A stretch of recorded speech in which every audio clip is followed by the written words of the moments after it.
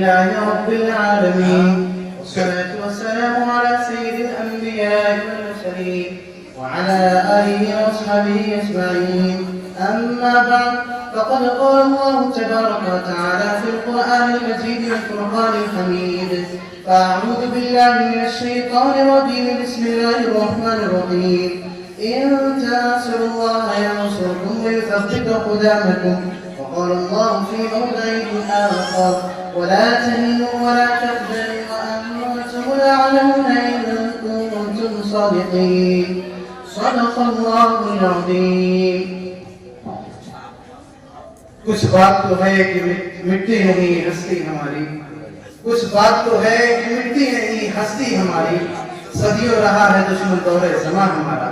توحید کی امانت سینوں میں ہے ہمارے، توحید کی امانت سینوں میں ہے ہمارے، آسان نہیں مٹانا نام و نشان ہمارا.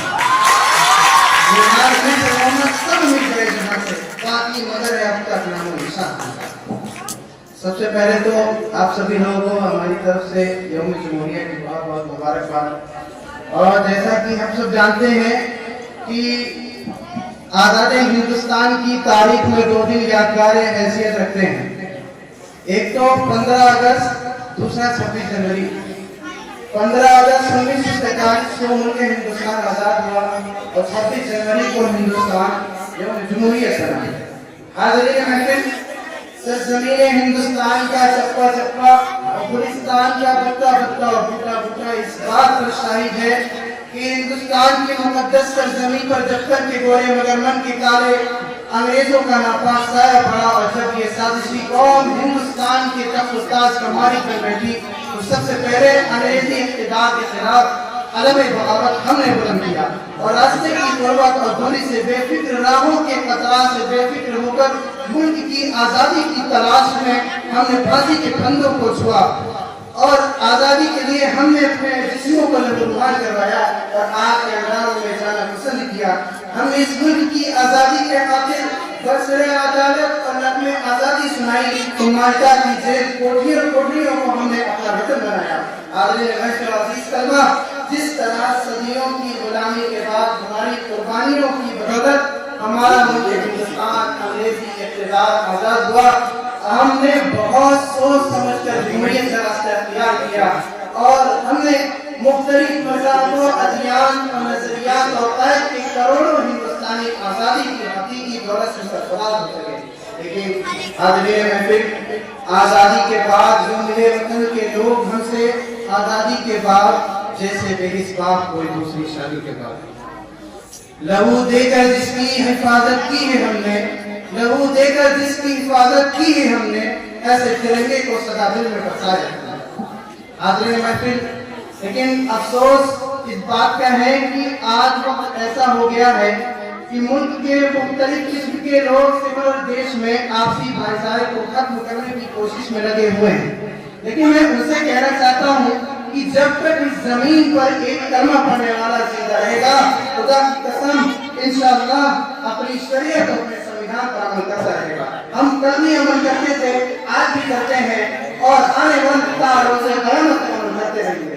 یاد رکھو، ہم کلمی آزادی کے لیے سوری پر چڑھتے تھے، آج بھی چڑھتے ہیں اور 2 ٹینکوں کا مقابلہ آج بھی کر سکتے ہیں اور بارودی شوروں سے جھڑک سکتے ہیں. لیکن ہم اپنے دین و دھرم و مذہب و ملت کے اندر آج آنے نہیں دے سکتے. مظلوم صحیح مجبور نہیں ہے ہم، مظلوم صحیح مجبور نہیں ہے ہم. اگر شریعت و سنویدھان پر آ جائے تو ہم بھی ذمہ پہ آ جائیں گے. حاضرین محفل، آج ایک بات آپ کو معلوم ہونا چاہیے کہ ہندوستان کے اندر جو سازشیں رچی جا رہی ہیں اس کی اہم وجہ یہ ہے کہ ہم کو ملک سے محبت کیوں ہے. آخر ہم کو ملک سے محبت کیوں ہے اور ملک سے محبت کیوں نہ ہو. جیتے جی بھی محبت کریں گے، دم تک کرتے رہیں گے انشاءاللہ. اور ملک سے محبت کا طریقہ ہمارے رسول نے سکھایا ہے. ملک سے محبت کا طریقہ ہمیں قرآن نے سکھایا ہے، نہ ہمیں سے سیکھنے کی ضرورت نہیں ہے. آخری محفل، جو یہ لوگ کہتے ہیں کہ یہ ملک سے محبت نہیں کرتے، تو میں ان کو بتا دینا چاہتا ہوں کہ کیا آپ تاریخ کو بھول چکے ہو کہ ابو کلام نے کیا کہا تھا. ابو کلام نے کہا تھا، ابو کلام نے 1923 کے ایک جلسے سے مخاطب ہو کر فرمایا کہ اگر کوئی بڑا سے بڑا شخص مجھ سے آ کر یہ کہنے لگے کہ اے ابو کلام ہندوستان کو آزادی کب مل جائے گی، شرط یہ ہے کہ تم ہندو مسلم ایکتا اور پریم کی محبت کی باتیں کرنا چھوڑ دو، تو ابو کلام نے کہا کہ میں ایسی آزادی کو رات مرتا ہوں، مجھے ایسی آزادی کی ضرورت نہیں ہے، مجھے تو ہندوستان کے اندر ہندو مسلم کی محبت، پریم اور اتحاد چاہیے۔ یہ پیغام اپنے ملک کو دیا ہے۔